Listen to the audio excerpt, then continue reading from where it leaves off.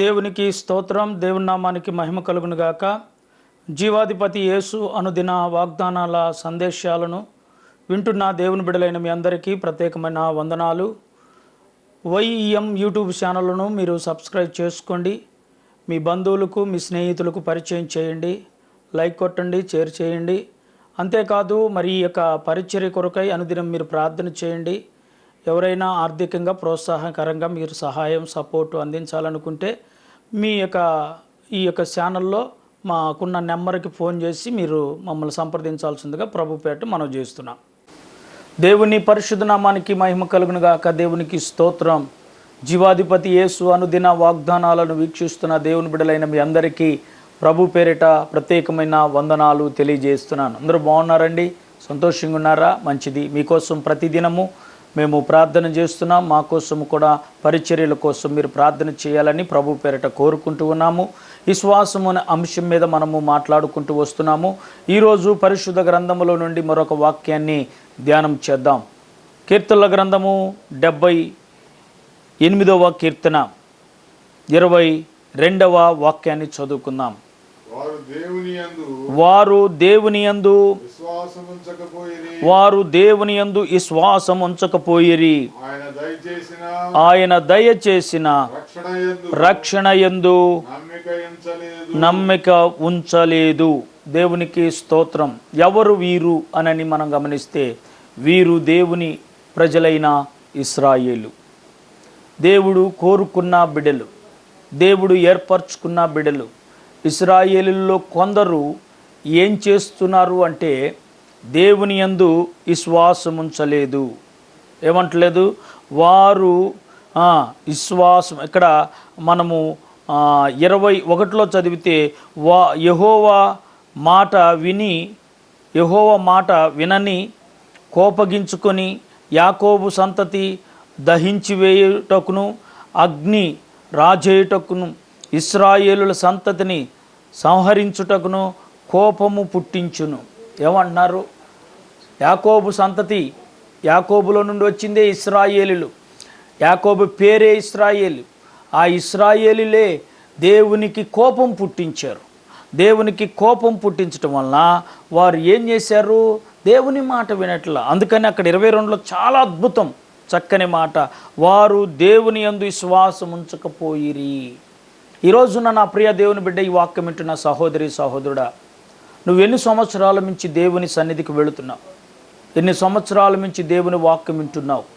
ఎన్ని సంవత్సరాల నుంచి దేవుని ఆరాధిస్తున్నావు? నువ్వు ఆరాధిస్తున్నావే, మరి నిజంగా నీ జీవితంలో ఆ దేవుని యందు నమ్మకం ఉంచావా? నిజంగా దేవుని యందు విశ్వాసం ఉంచావా? నేటి సమాజంలో చాలామంది క్రైస్తవులు, క్రీస్తుని ఎమ్మడేస్తున్న బిడ్డలు విశ్వాసం లేని మాటలు మాట్లాడుతూ ఉంటారు. దేవునిలో సరైన ఆత్మీయ మాటలు వారి హృదయంలో నుండి రావు. చిన్న శ్రమ రాగానే, చిన్న కష్టం రాగానే, చిన్న బాధ రాగానే ప్రభు మమ్మల్ని మర్చిపోయాడండి, ప్రభు మాకు సహాయం చేయట్లేదండి, ప్రభు మాకు తోడు లేడండి అని ఇలాంటి అవిశ్వాసపు మాటలు ఈ నేటి సంఘాలలో, సమాజంలో ప్రజలు మాట్లాడుతున్నారు. నిజము. కాబట్టి నా ప్రియ దేవుని బిడ్డలారా, నీవు ఈరోజు వాక్యం వింటున్న సహోదరి సహోదరుడా, ఇశ్రాయేలు ప్రజల లాంటి జీవితం నువ్వు కూడా కలిగి ఉంటే దేవునికి ఇంకా కోపం పుట్టించినట్టే కదా. అందుకని అక్కడ అంటున్నాడు, వారు దేవుని యందు విశ్వాసం ఉంచకపోయిరి. ఆయన దయచేసిన రక్షణ యందు నమ్మిక ఉంచలేదు. నిజమే. ఈరోజు రక్షించబడండి అని చెప్తున్నాం అనుకో, రక్షణ పొందమంటే రక్షణ ఇప్పుడు కాదులే, మారుమనసా ఇప్పుడు కాదులే, బాప్తిస్మా ఇప్పుడు కాదులే, దేవుని ఇప్పుడు కాదులే. ఇదే జీవితం కొనసాగించే ప్రజలు కోకొల్లలుగా ఉన్నారు.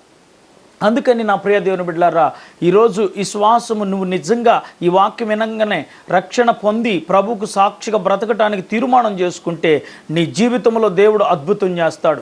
ఇక్కడ రక్షణ అనుభవం నువ్వు పొందుకుంటే నిత్య రాజ్యములో ప్రభు దగ్గర ఉండే స్థానాన్ని నువ్వు సంపాదించుకుంటావు. కాబట్టి ఈరోజు వాక్యం వినటం ప్రాముఖ్యం కాదు, విన్నా నీవు మొదట దేవుని మాటని గుర్తించి దేవుని యందు విశ్వాసం ఉంచడం ప్రారంభించు. రెండవది, యేసు క్రీస్తు ఈ లోకానికి నా కోసమే వచ్చాడు, నా కోసమే ఆయన ఉన్నత రక్షణను ఇచ్చాడు. నేను ఆయన రక్తంలో కడగబడి రక్షణ అనుభవం కలిగి క్రీస్తు సాక్షిగా నేను బ్రతకాలని నువ్వు తీర్మానం చేసుకుంటే నిశ్చయంగా ప్రభు నిన్ను ఆశీర్వదిస్తాడు. నా ప్రియ దేవుని బిడ్డ, చాలామంది రక్షణ అనుభవం పొందుకోకుండా, దేవుని యందు నమ్మకం ఉంచకుండా దేవుని సన్నిధిలో ఇష్టం వచ్చినట్లుగా బ్రతుకుతూ జీవితాన్ని అర్థపరుస్తున్నారు. ఆనాడు ఇశ్రాయేలులు అలా చేశారు. ఈనాడు సంఘాలలో, సమాజాలలో విశ్వాసులు అంటున్నారే కానీ దేవుని మాటకు పరిపూర్ణమైన విశ్వాసం ఉంచలేకపోతున్నారు.